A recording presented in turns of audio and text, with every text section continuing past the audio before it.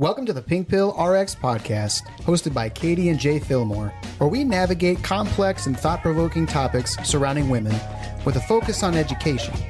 For shorter form content, follow us on TikTok, Instagram, or YouTube at Caters88 or Pink Pill RX. That's KATORS88.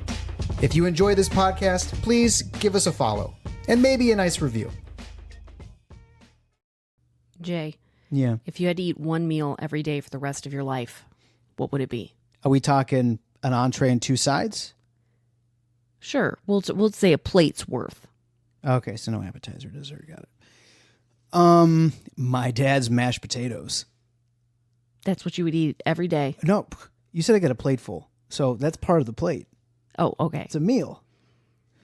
Okay, it's not one food, it's a whole meal. I would do that. What kind of protein do I want? Okay. Ribeye steak, my father's mashed potatoes, corn, and green beans. Okay, well, mine's pretty simple. Tacos, obviously. Oh, you said meal. That is a meal. Tacos no, I know. is a meal. No, I feel like mine's too exuberant now, or too like fancy. I mean, you have to eat it for the rest of your life, Well, that's so what I would pick. Oh, yeah. you can do what you need to do. Tacos is good because can you switch up the meat? Can you switch up the toppings, or do you have to keep the taco the same? No question is simple. There's so much nuance. There's really not a simple question. That's probably why I enjoyed mathematics and enjoyed philosophy and theology. Probably. How was school going? Good. This class is a lot easier than my last class. My last class blew my mind, though. It was on Matthew, Mark, Luke, and John. Mm-hmm. And gosh, the more I learn about Jesus and his, through the cultural lens, the more and more I like him and love him. He's so good. But there's so much that I didn't know that I now do know, looking at it through the right cultural lens, you know? This one's on church history, which is meh so far. I love church history, especially before the Council of Nicaea, the early church fathers, but it's not super deep. It's just kind of a broad overview. We should do an episode sometime on how we can identify as Christian while also being feminist. Yeah, that'd be great, especially because the more I learn about Jesus through this cultural lens, the more he is much more of a progressive figure than people might think. Why do you think we don't teach through the cultural lens? I don't know. Well, first of all, this is where I make it complicated. Who's we? The people that have the microphones. Because there's all kinds of people in that group of we. You have your Eastern Orthodox, your Roman Catholic, you got your evangelical, you have your mainline Protestant, you've got, I think I know why people of a fundamentalist lens don't, because it's just a literal surface reading of the text. You just read it like it is, which is very inappropriate if you want to know what the actual people speaking in these stories, what they actually meant. So I think that's one thing. I don't know if people, I don't know, because do you not know it? Do you have an agenda versus letting the text wash over you? Do you want to just get a specific message across and use the text as an instrument to do that? Is it because you follow more church history and don't do more modern exegetical practices or something? I mean, I don't know. I think if you taught from a cultural lens, you'd constantly be challenging religious leaders. That's true. Ironically, that is the bulk of what, here's a synopsis of my graduate school class of the Gospels. Jesus is pro almost everybody. And he's always coming up against these religious leaders. But it's worse than I thought. It's over and over and over and over again. And sometimes they're trying to trap him. Sometimes they are actually humiliating him, and we would have no idea looking at the text if it weren't for the proper cultural lens. For example, when the woman comes in to anoint Jesus' feet with expensive perfume and washes his feet with her hair and her tears, there is I could do a whole episode on that. But one of the things is that in that story, they didn't offer him water to wash his hands or his feet. That's why she had to do it. And he was invited to this house. Not offering him that and there's a couple other things that go along with that fact. That's just one fact. But it was to like disrespect, humiliate him in front of all these people at this dinner at this guy's house. We'd have no idea because it's not stated that that's what's happening. But to a cultural reader of the time, you would know that's what's happening. No one offered him water for his feet or a towel. Well, don't you need to wash before you can eat? Yeah, you have to be clean. And so then he wouldn't have been able to eat. Perhaps, yeah, he might not have been able to eat because I think it was a Pharisee's house, and they were all about like they would do extra cleaning rituals that were not even in the Old Testament because it was oral tradition. Why do you say he's pro almost everybody? Well, he wasn't really pro Pharisees or Sadducees or scribes as groups. I'm sure there was individuals who departed from those groups, but like Paul was a Pharisee, as an example. Yeah. Well, thank you for the history He's lesson there. always bumping into these guys. It is like a trope. Truly a trope. I'm like, oh, here come the Three Stooges again, coming to trap Jesus. Coming down the road to disrespect him in public and slight him and humiliate him, but he always turns it around. Every freaking story. Yeah, even like the Sermon on the Mount. It's all about that, isn't it? I would love to do just like a story time with some nice music in the back room, kind of like when your teacher would read to you. Yeah. And you could just close your eyes and hear about what these knuckleheads were trying to do, how Jesus not only turned it around, but gave just mic drop moments and like really countercultural truths that were also very beautiful and artistically expressed. Like I would just close your eyes. I'll have some music on. I'll unpack Jesus on this week's episode of the religious leaders and Jesus. Here's the question: was Jesus a feminist? Oh yeah, absolutely he was. Well, I mean, how would you define feminist in for our listeners? And then I can have a better way to answer that.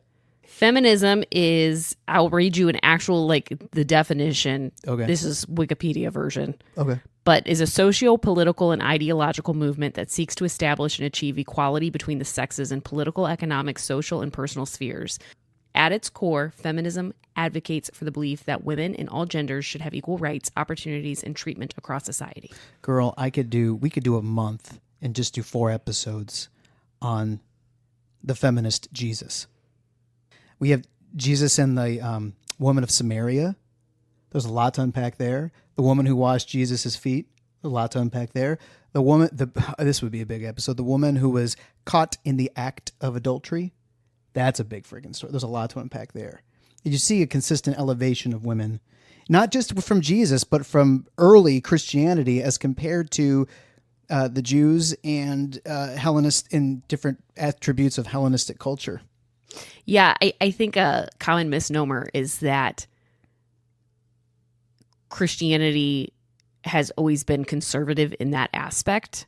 Yeah. And when reality, that's a newer phenomenon, that it has become more and more conservative. And the fundamentalist movement is a new phenomenon. That is not something, the Bible was never read at this surface level, matter of fact reading. That's like a new thing. Yeah, that historically. That in particular is a very new thing. In terms of like women not being equal under Christianity and the conservative versus being more progressive with women, that is a bit older. But I know for sure in the first like couple centuries, it was much more what we would call a progressive culture and feminist culture regarding women in the church. At the beginning. Well, that's not what we're talking about today. No, but that was fun. You want to get me light up? Oh, yeah. Katie, we should do 4 episodes on just Jesus as a feminist. Yeah. Hey, guys, if that's something that you'd be interested in, you should comment and make that known. Yeah. If you're listening on Spotify, you can comment. If you're listening on Apple, you can always go over to our TikTok, PinkPillRx or Cators, Kators 88, and leave some comments because if that's something you guys want, I would love to sit down and put together some episodes about that. Yeah, and you can email us too at pinkpillrx@gmail.com. Right. So today I want to talk about something that moves across my desk often. That's what I'll call it. Something just came across my desk.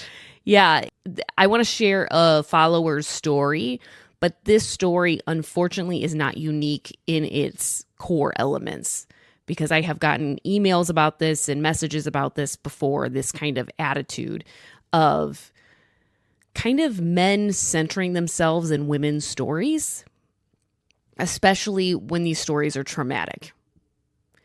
And what is behind that? How do we avoid that? And maybe some tips for men who desire to respond differently. This email I got from a follower. I'm going to keep her name anonymous. And this is what she says. Hey there. First of all, I want to thank you for your podcast. I don't say this lightly, but it has changed my life. Jay's reactions heal me on a level that I never thought possible. And your research on these important topics makes me feel seen and heard and empowered with knowledge. I have a story to share. Even if it doesn't make it into your book, I think I will feel much better simply sharing this with somebody. The first relationship I was in after leaving my abusive husband was a whirlwind in many ways. I was still deeply traumatized and had no business trying to date anyone, but I was desperate for love, care, and approval. I wanted to know that I wasn't damaged beyond repair, and I wanted someone to love me without hurting me. My new partner was aware of the abuse, physical and verbal, I had endured in the hands of my ex-husband. But there was something I had never told him. I decided to share that something around 6 months into our relationship. We had just parked in front of my house, about to go in, when I asked him if we could stay in the car for a little while because I had something to share with him. Then I uttered the words, "He raped me." I had never told that to anyone, not to my friends, not to my family, no one. Talking about the rape that took place in my marriage continuously throughout the years felt somehow more shameful to share than the emotional abuse or even the times he had gotten physically violent with me. My mother warned me of the strangers in dark alleyways and corners of shady bars. She taught me to walk with the keys in between my fingers and never to walk home alone in the dark. I never even considered that the danger could live in my own home, cook food with me, pay bills with me, take the dog out to walks with me. It never even crossed my mind. Sexual violence by the one who is supposed to cherish and protect you is a violation that I still can't quite wrap my mind around.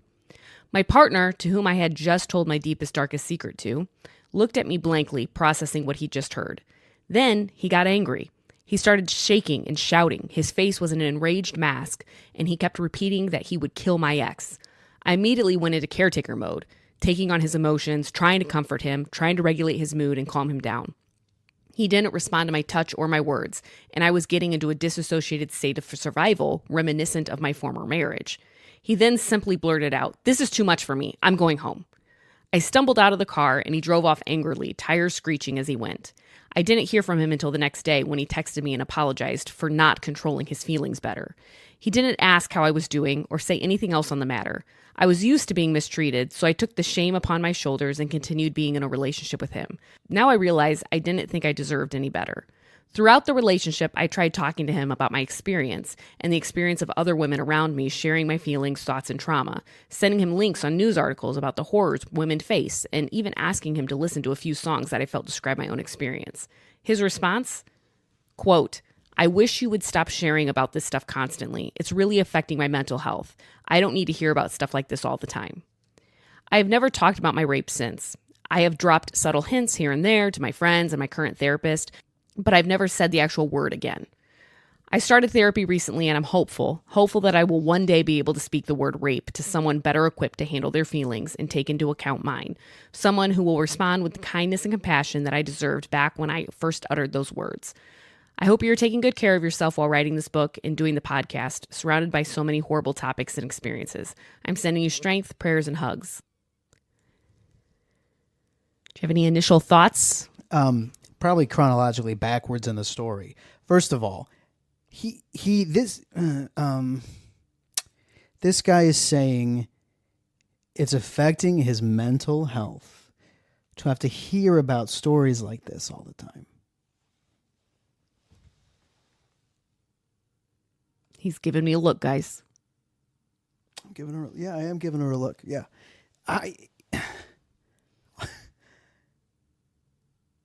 Bro, you're just hearing about a few stories. You're not living anything. You know what I mean? Like she has I don't mean to like that's an exacerbated laugh because I can't believe like did he not hear himself? Like this is affecting my mental health, you sharing these things. Dude, she has lived all these like a lot of these things. And she's trying to get you to understand where she's coming from and to feel some empathy with and for her. And you're just like, hey, can you stop sending me this stuff? Like, it's really bothering me. What about his? It's a bit for connection and to be like, hey, like and I get, I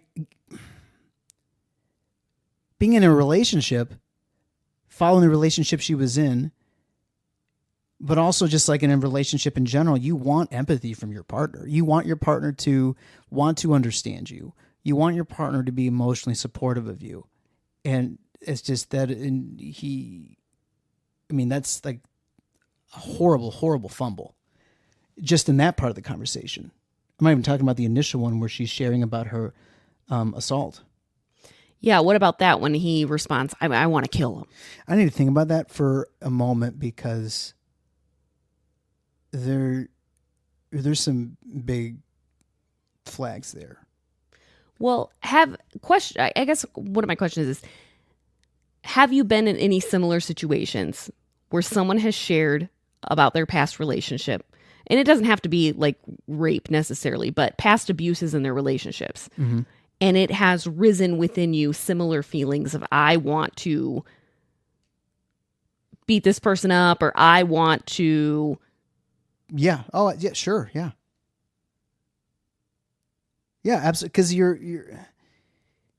But that's not the only feeling, though. But like, I have felt enraged that somebody did something, and I want there to be justice done. Which there needs to be something done with this person. Like I want them to feel some pain. Mm-hmm.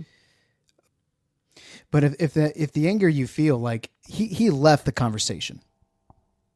He left the conversation because now his whole body, his emotions, and his mind are focused on the guy who did it, and he's no longer present for the one who's the victim. Because now he's got this aggression he wants to take out on this other guy, but he's like he has left the conversation. His mind is totally somewhere else now. Somehow his rage has overridden any type of love or empathy for her, and there's more there. I just can't get to it it's just. Well, let's unpack it because I do have some thoughts, and I did some research on this as to why men center themselves in these situations.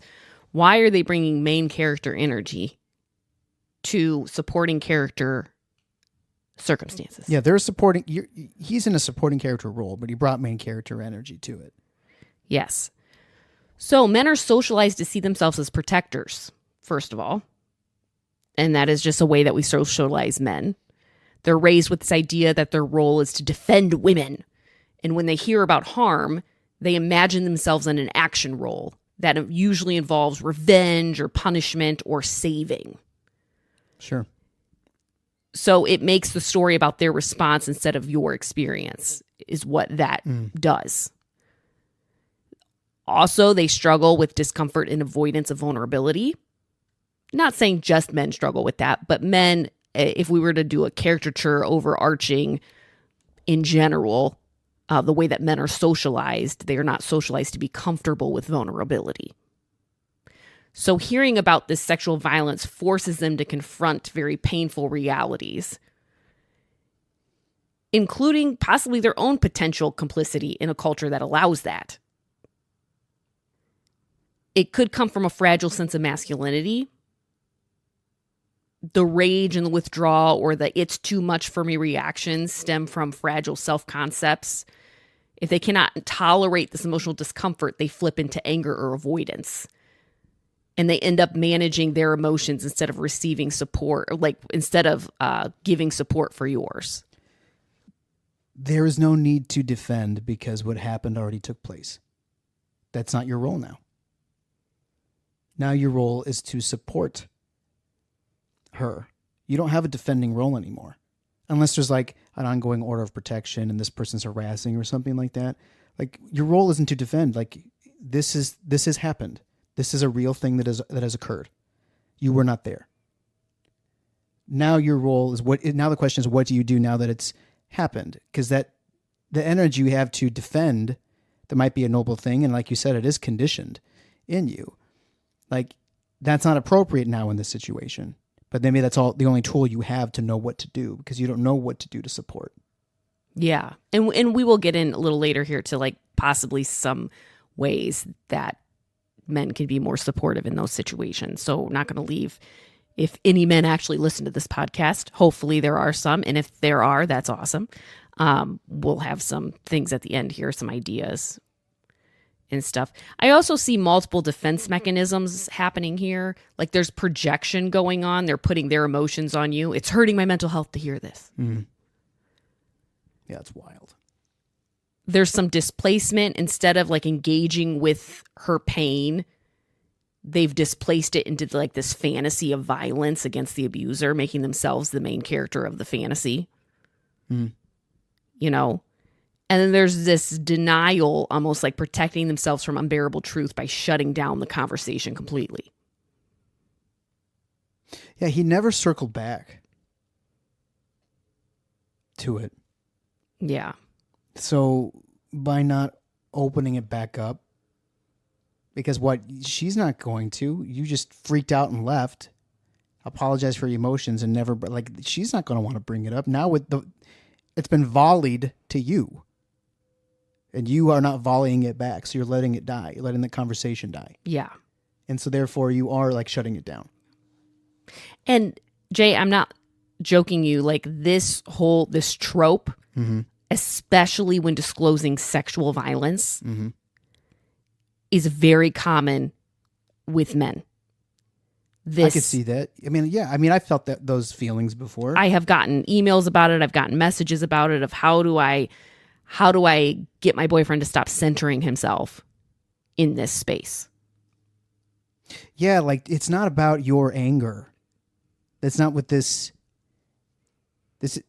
conversation and this event is not about your anger. It is about what happened to her.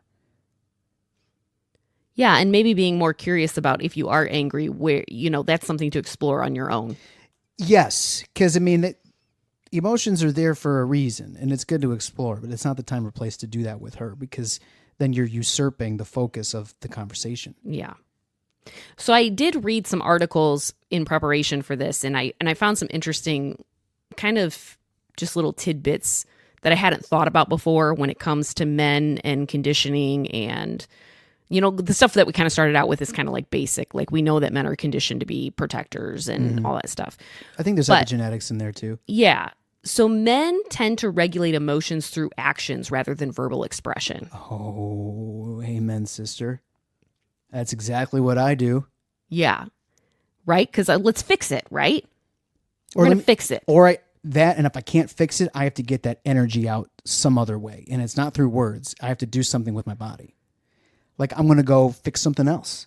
I'm going to go organize the garage and my tools. Or I'm going to, I have to get it out somehow with my body. Yeah. Yeah. And this scenario is not fixable. The thing that but you do have an opportunity to, it's never going to be fixed, but you do have an opportunity to be part of the healing. Yeah. Yeah. I think your role is not defender. Your role is to, I don't want to say healer, because it's almost like you're still a main character here, but you're here to be a helper in the healing process. Yeah. Another thing is that from childhood, boys are often encouraged to see conversations as a mean of negotiating status, asserting autonomy, and avoiding being dominated by others. So this will lead to habitual behaviors like dominating conversations, issuing directives, controlling the conversation topics. So I think that maybe part of that is playing into this. Yeah, I agree. I think there's a lot of sociological and psychological elements to men who respond this way. And men tend to view conversation as purposeful, goal-driven activity, often focused on information exchange rather than relationship building or emotional support. So viewing it more of an exchange of information versus a bid for support.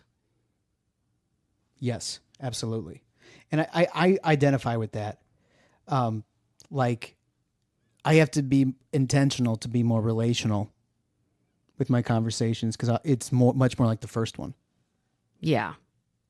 So more psychology behind it is reacting this way can help serve ego protection, because if you center yourself, you avoid grappling with the fact that someone else close to you is hurt in ways that are not fixable. They don't want to feel helpless. Yes. And they feel helpless, but if you can like think about beating them up or like doing something like that, you don't feel helpless anymore. Ironically, as she was the one who felt infinitely more helpless in the situation. But I wonder if part of this guy's responses in general, and I'm not saying that this negates any other parts of their negative reaction that are not healthy, but I just wonder if there's an element of, this feeling that I'm feeling, but don't maybe consciously identify, is I feel helpless to do anything about the situation. It already happened. But in feeling like, I can do something to him now, you don't feel as helpless. Yeah, and I think also the patriarchal conditioning that men are taught the acceptable feeling is anger. Yes, correct. So those reactions tend to be primary. Sure. And women, on the flip side, are conditioned to soothe. So women will slip into that caregiver role very easily, especially when faced with a situation where anger is the primary emotion being shown. Yeah. And then that cycle kind of repeats itself. Can I say something again about the feeling helpless? Yeah. I really feel like that could be a really big part of it. And I think that, and I'm sure we'll get to this later in the episode, but when I feel helpless, that feels like, there's nothing I can do. But there are things that you can do to be helpful and supportive to her. That maybe like, if you can, instead of just be like, don't react in anger, just sit with your helpless feeling. But instead, don't let your reaction be anger and wanting to dominate this other guy. Instead, how can you help? I mean, we're not just telling men to shut down, this feeling you have to want to help. We're saying that's not the way to help. How can we redirect that energy into something that like, these are concrete tools in my toolbox I can use to be supportive and to help the healing process with her. Yeah, that's good. I think it's important also to like examine societally why women slip into the caregiver role. And this is more just so that we can understand self, not like shaming that she slipped into that role, because that's a very natural role to slip into, especially when faced with what you're faced with. Mm-hmm. But women are equally conditioned from girlhood and trained to manage men's moods, to smooth over conflict and to prioritize harmony. It's this survival instinct almost. So in abuse or volatile relationships, regulating his emotions is literally like a survival tactic. And sure. Yeah. So that muscle memory doesn't disappear. Of course, you're going to feel like you're in that situation again. That's a very good point. Many women feel responsible for burdening others with their trauma, so they overcompensate often by softening or redirecting. And we're taught that too. By example, or like actually instructed, would you say? I mean, we're just taught not to be a burden. We're supposed to be taking care of other people. I have some scripting here. If you feel like you want to course correct in the middle of a situation like this, some ways to decenter him in the moment is naming what is happening. So like, I need you to stay with me in this moment instead of reacting to your own anger. Oh, that's good. I am sharing this because I need to be heard, not because I need you to fix it. You can also redirect back to your needs. Like, right now I need compassion and presence, not solutions or threats. This isn't about your feelings towards my ex. It's about my experience. These are great. You can set boundaries around the emotional labor that you're doing too, and say, it feels like I'm having to comfort you when I'm the one who needs support. Or if hearing this is too much, let's pause. but I will not minimize my story. Mm-hmm. Some other ideas is like, I don't need you to avenge me. I need you to be with me. Yeah. This conversation is not about what you feel like doing. It's about what I lived through. I want you to hear me, not take over the story. Yeah. Taking over. You know, if you feel yourself slipping into caregiver mode, you can name your role out loud by saying, I'm sharing this for me, not to manage your reaction. Or please don't make me take care of your feelings right now. You can have some boundaries ready, like I can see this is a lot for you, but I can't step into the role of calming you right now. Or if you need to process your feelings, do that with somebody else. I need you to listen to me. And for guys too, like some ideas is just phrases men probably should say instead. Yes. Is, let's hear some of those too. I believe you. Thank you for trusting me with this. What do you need from me right now? Yeah, just if you don't know how to help, is there anything wrong with just asking, how can I help?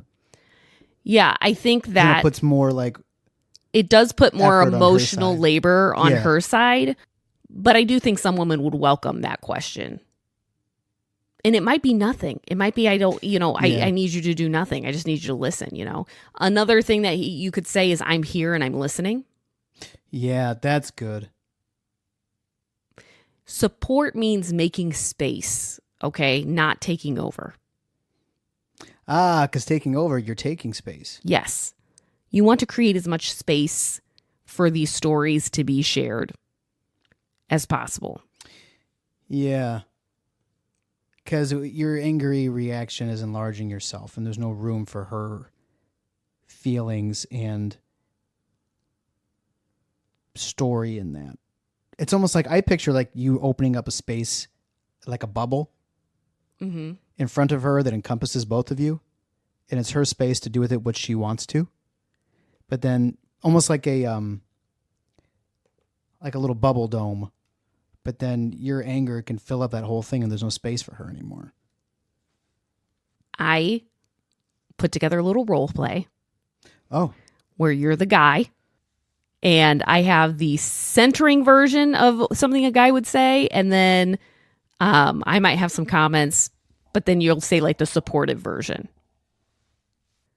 So this is like the protector fantasy versus what true support would look like. Okay. This is pretty much the trope.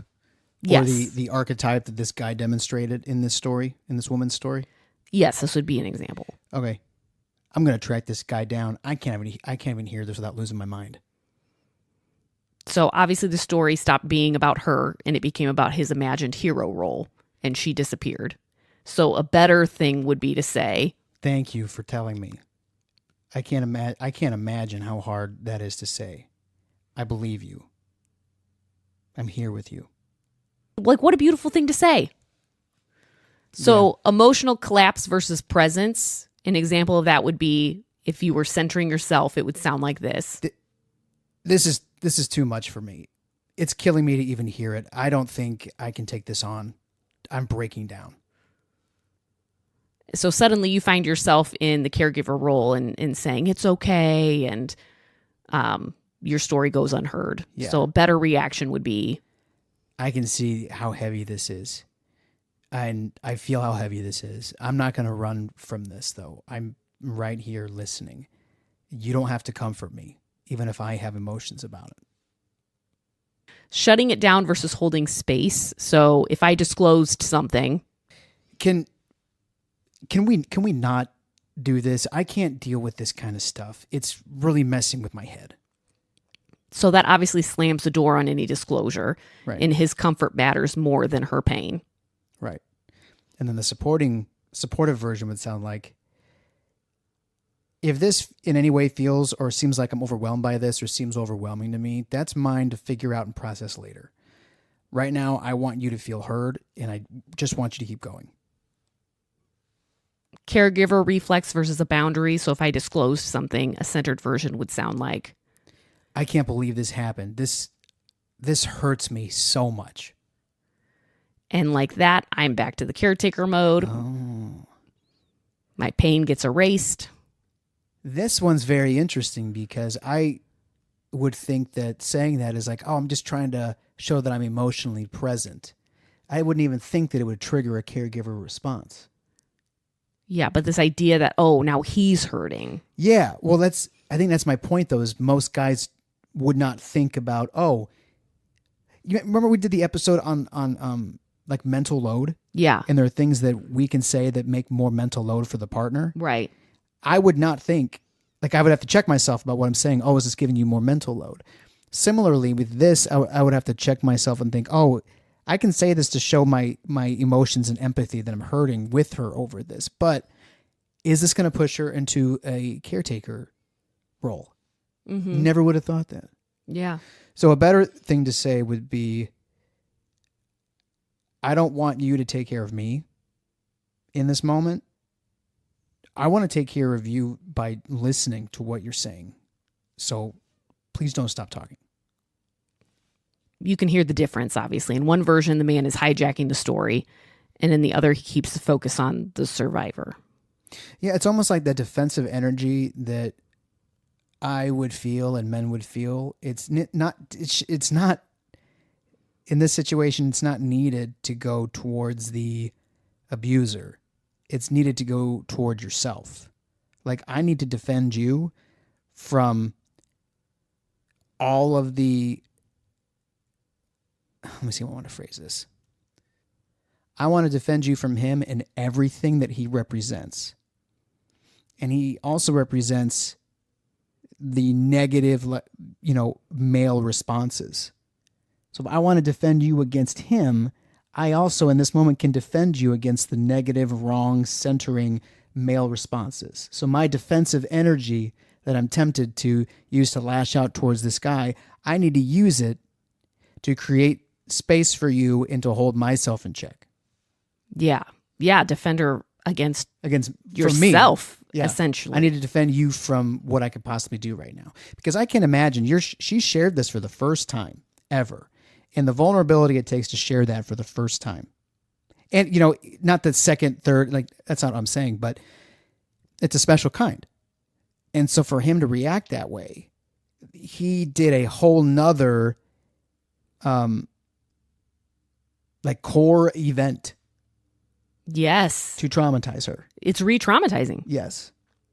So if it was me, I would, would need to defend, you, I'll just use you in this case. I would need to defend you from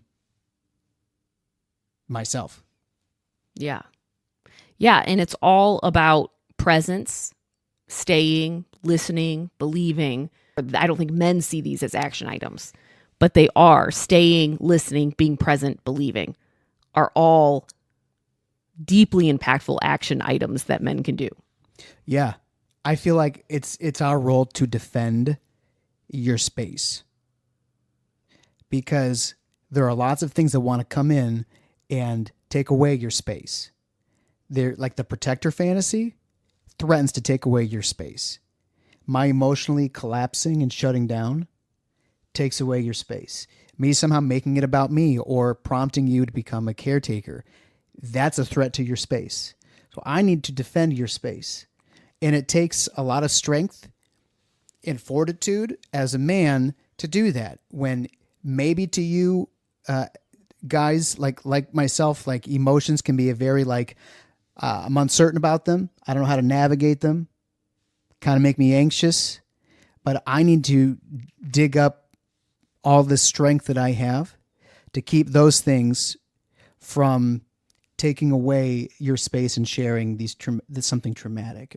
You know what I mean? Mm-hmm. Like, it's almost like I'm holding my hands, just trying to fight these things off that are threatening to take your space away from you.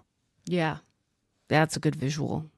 And so there's a place for masculine defending energy. It's just not towards the attacker. It's towards all of these things that want to use me to take away your space.